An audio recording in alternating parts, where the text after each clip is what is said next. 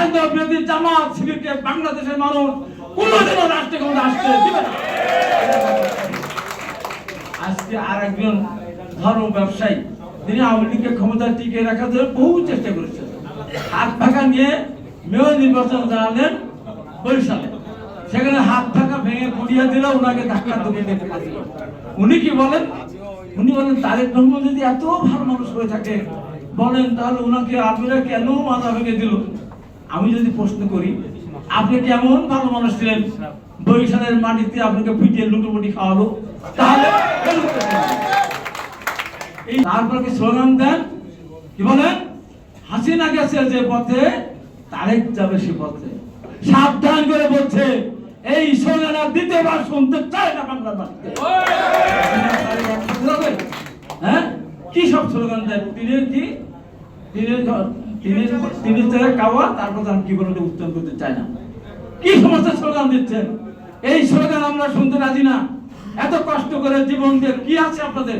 অতীত কি আছে বলেন তো? কি আছে অতীত?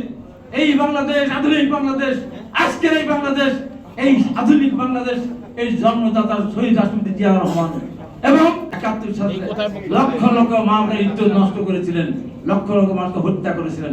স্লোগান দেন কি? ভুয়া ভুয়া, বিএনপি ভুয়া। এত বড় সাহস!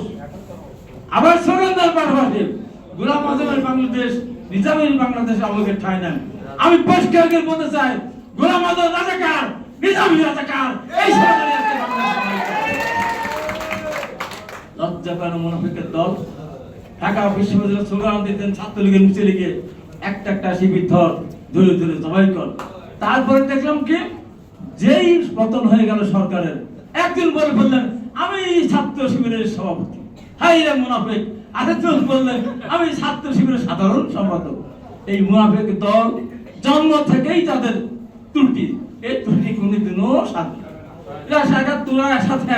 ওরা ছাত্র বিরোধিতা করেছে, ৭১ বিরোধিতা করেছে, ওরা বিএনপির বিরোধিতা করে আমির সাথীকে সহযোগিতা করেছিল বিএনপি।